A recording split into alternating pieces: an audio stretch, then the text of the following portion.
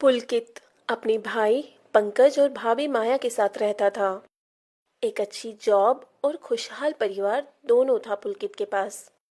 लेकिन अब उसकी शादी की उम्र हो रही थी, जिसके चलते एक दिन खाने की टेबल पर बैठे पुलकित से पंकज ने कहा। और पुलकित, तुम्हें अब तो प्रमोशन भी मिल गया। अच्छी खासी सैलरी है तुम्हारी। तो शादी के बारे में क्या सोचा है? देखो, तुम्हें कोई पसंद है तो बता दो। हमें कोई दिक्कत नहीं है तुम्हारी पसंद को इस घर की बहू बनाने में। क्या? पुलकित की शादी? अरे अभी इतनी जल्दी क्या है? अभी तो इसके खेलने कूदने की उम्र है। तुम पागल हो? 28 का हो जाएगा इस साल। और मेरी शादी 25 में हुई। भूल गई तुम? अपनी बहन की 22 साल में करवा दी अभी पिछले साल।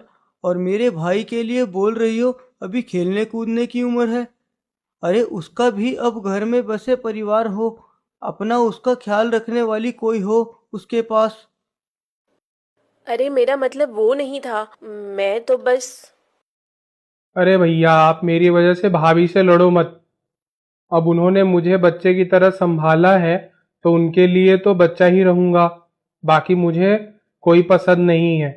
आप जिसको मेरे लिए चुनेंगे मुझे मंजूर होगा। लो भाई, अब तो बात ही खत्म। माया, अब लग जाओ अपने देवर की बीवी और अपनी देवरानी ढूंढने में। जी जरूर। नेकी और पूछ पूछ।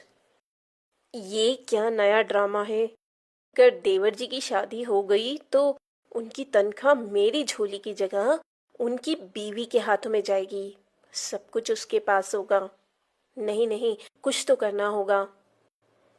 माया अब अपने देवर की शादी को लेकर परेशान होने लगती है और नई नई तरकीब लगाने लगती है। एक दिन बाजार से आते हुए उसे एक लड़की दिखती है जो आते जाते मर्दों को छेड़ रही थी। उसको देखकर एक आइडिया आता है और कुछ दिनों बाद वो लड़की को अपने साथ घर लाती है और अपने पति और देवर से मिलवाते हुए बोलती है। पंकज जी, ये कोमल है। मेरे गांव में रहती थी। इसके माँ बाप की मौत के बाद कोई नहीं रहा इसका। मैंने सोचा क्यों ना इसकी शादी देवर जी से कर दें। इसको घर भी मिल जाएगा, हमें एक अच्छी लड़की भी। भैया, भाभी ने इसे मेरे लिए चुना है, तो सोच समझ के ही चुना होगा। मुझे भाभी की पसंद पर पूरा भरोसा है। पुलकित अपनी भाभी की पसंद के लिए हाँ कर देता है, बिना ये जाने कि लड़की कैसी है, कौन है। अब माया सबको मनाने के बाद उस लड़की कोमल को कमरे में ले जाती है और बोलती है। सुन बे, तुझे यहाँ बस कुछ दिन के लिए लाई हूँ ताकि तू देवर जी को अपने प्यार के जाल में फंसा और शादी से पहले थोड़े पैसे लेकर भाग जा। इससे उनका शादी और प्यार भर से भरोसा टूटेगा और दोबारा शादी करने की नहीं सोचेंगे। फिर भी सोचा तो आगे में कुछ ऐसा करूंगी कि वो शादी ना करें। वैसे मेरे को पैसों से मतलब है, लेकिन तेरा देवर मस्त दिखता है रे। बोले तो हमेशा के लिए रुक जाऊं।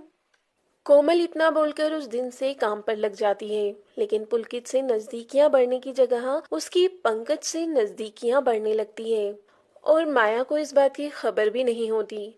पंकज भी कोमल की तरफ खिंचा जाने लगा था। तो वहीं घर में शादी की तैयारियां शुरू हो चुकी थी। लेकिन हल्दी की शाम जब पुलकित और कोमल को हल्दी लग जाती है तो कोमल नहाने अपने कमरे में जाती है। लेकिन वो जैसे ही कमरे में जाती है, पंकज उसको आकर पीछे से गले लगाते हुए बोलता है। कितनी देर लगा दी आने में। मैं कब से तुम्हारा इंतजार कर रहा था।